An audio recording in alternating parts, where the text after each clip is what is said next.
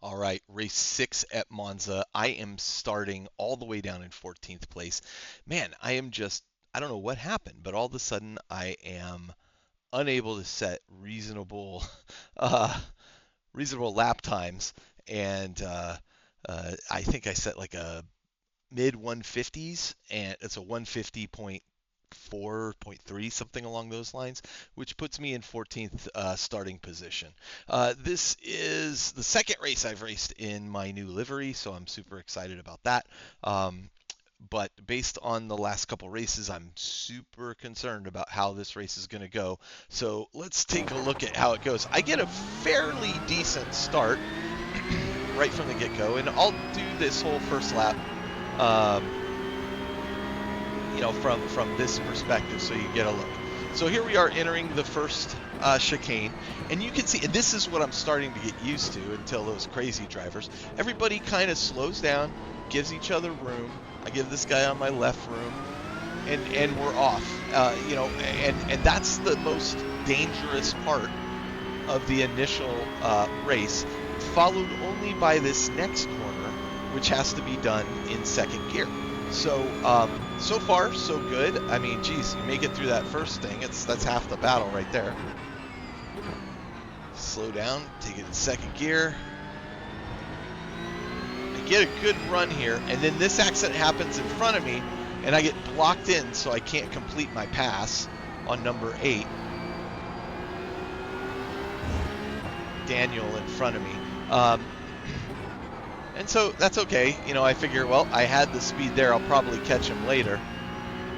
That's my mantra. I'll probably catch him later. And then it doesn't seem to happen. But a very successful first lap of the race. Let me give you an idea of what's behind me. Still pretty tight. It's all still pretty tight behind me. So we are making our way down straight here towards the Parabolica. I get a pretty good run out of that, but you can see you got people that are 3 abreast. Now watch this guy in the middle. Oh, this may not be the moment we're having. Yeah, right here. Daniel starts weaving around, causes this accident because of his weaving. What a dickhead you are. And, look, that was unnecessary. Like, he's trying to give himself room. Now I'm concerned about passing him because, good God, if he did that to those guys, what's he going to do to me here? Unfortunately, I misshift there, so I don't get into 6th fast enough, so I'm not getting a good run on him. But he backs out a lot earlier than I did. I make this turn. I give him plenty of room on the right because I see him. But I'm able to pull just about the turn, but not quite. He's able to get on the gas a little bit ahead of me. And, yeah, here we go. So again, I'm fishing for safety rating. I'm also wanting to score points as much as I can, but I'm not going to do anything super dangerous.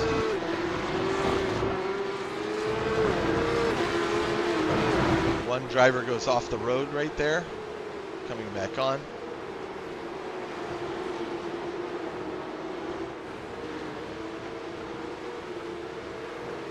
I did not appreciate the way Daniel kind of weaved around like that to clear an area for him. I don't think that's a legitimate tactic in this case.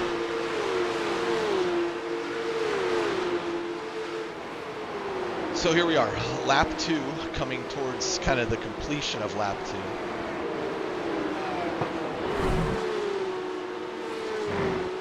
That's a good looking livery on that car.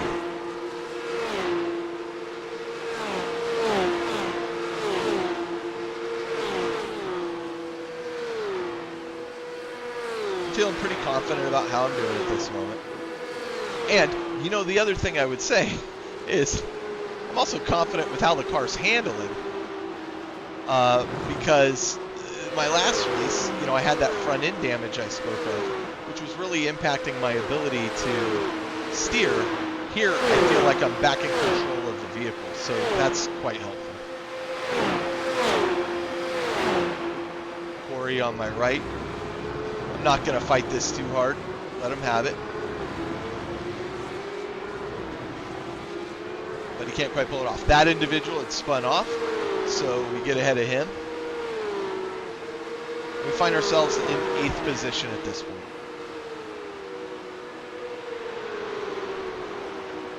Overall, pretty decent run. I'm expecting that there might be some accidents up ahead of me, certainly, especially with Daniel and the way he was driving. I overshoot my exit a little bit there. This is a really dangerous area to pass. It's looking like Corey's going to give it a try, but I'm able to block him there. But seeing how close these guys are on my tail, like it's just a matter of time until they get a run on me, especially as we head down this straightaway.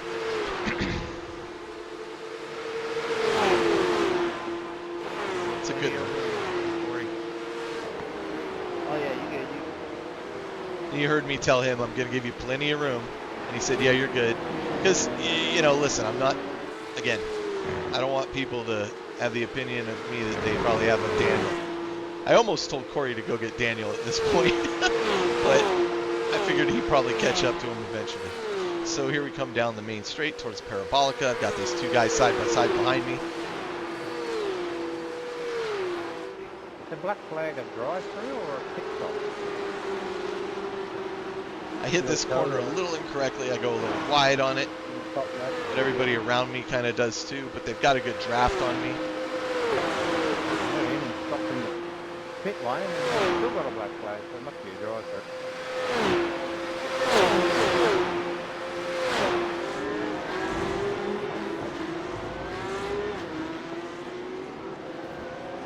These two battling behind me, I'm hoping they slow each other down enough.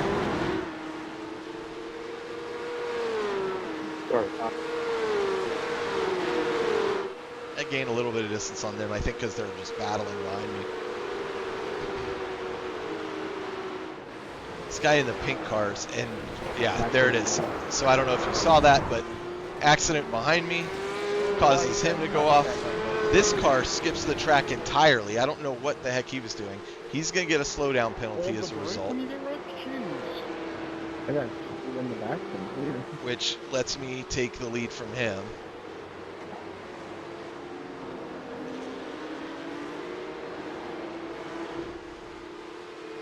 You don't need the fucking But with this kind of driving, I'm a little nervous about all these folks behind me. What's up, Trent? And again, as I see if they're going to pass me, that's why I always tell them, I'm going to give you plenty of room, don't worry about it. I get a pretty good run through here. That's actually about as good as it gets for me right there. And you can see I'm making some big distance between the guys behind me. Oh, that's so scary. Oh, the people know. Anytime I see people weaving back and forth on the track like that, it's nerve-wracking.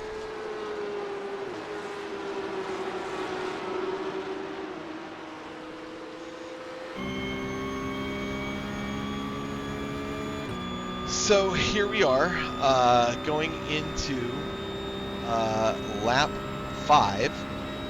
Things are still going fairly well. 9-10 laps to go at this point. I still have zero penalty points against me. So I'm thinking, okay, if I can hold on to 9th place, keep 0 penalty points, that might be pretty decent finish for myself. You're going to see this guy behind me, Kurt, in the red and yellow Red Bull car there. He's a pretty fast driver. I saw him earlier. I actually saw him in a different race, and he's pretty quick. So I know he's behind me. I'm thinking, well, he's definitely going to catch up to me. And it's not going to take him long to do so.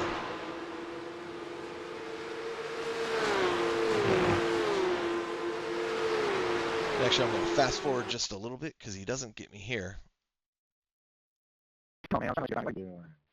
But where he does get me is coming up here. And yeah, it's a good pass. Like, it's a solid pass. Here we go into the main straight, heading up towards the chicane. You can see he's back a little bit, but brakes just a little bit later than me and pulls off a really, it's a really great pass. The way he rotated the car right there. Pass, Kurt.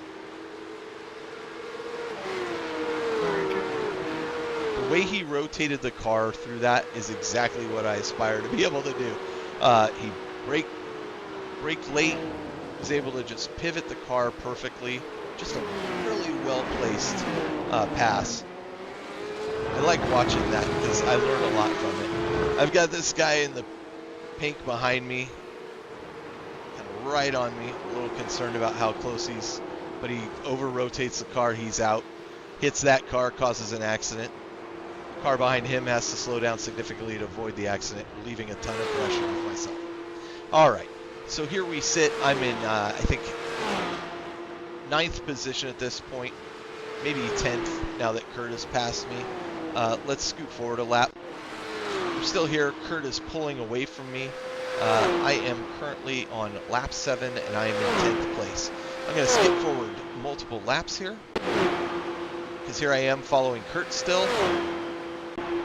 And again, and Kurt is making some passes up ahead.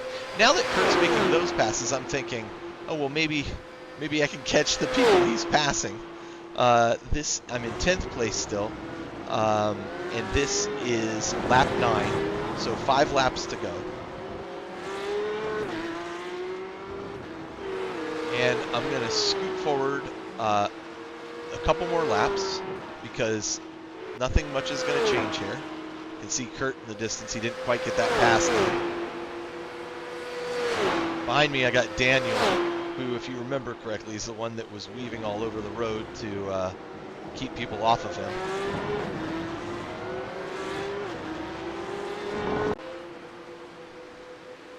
Here we are, same position, Kurt in front of me, Daniel significantly behind me. We are on lap 11 at this point, so 3 laps to go. I'm thinking if I can just hold this position, I'm currently in 9th place. That would be fantastic for me. Daniel's still behind me, Kurt in front of me, lap 12.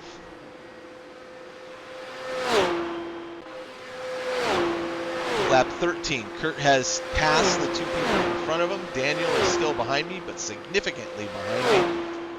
I am currently in 8th place going into this lap, which is the penultimate lap. And then we're going to hit lap 14. And in lap 14, I am still in 8th place. And I'm pretty sure I can hold off an attack from Daniel at this point, as long as I cleanly drive these tracks. It's unlikely I'm going to catch those in front of me, though I'm giving it my best. Good exit for me from that.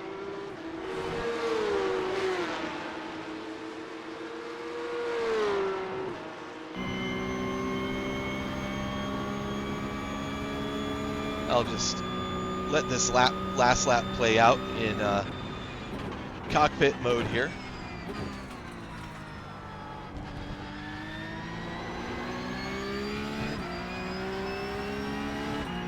I'm actually not really, I'm trying to catch those guys in front of me, but I'm not willing to risk a blistering lap at this point. Tires are a little worn, but even so, the car's handling better than it did in my last race. About 2.5 seconds behind Kai in front of me. By the way, joined from the pits, so he actually has a blue flag. He should be letting me pass at some point if I come up on him, but I'm not too worried about it. And in fact, on his cold tires, he over-rotates there, and the only thing I am worried about is not getting hit by him, which I'm able to do. However, this puts, this is the last lap, and I'm coming up to the end of it. I've got Daniel 4.5 seconds behind me. There's no way he's catching me at the last turn. And so we finish this race in 8th position.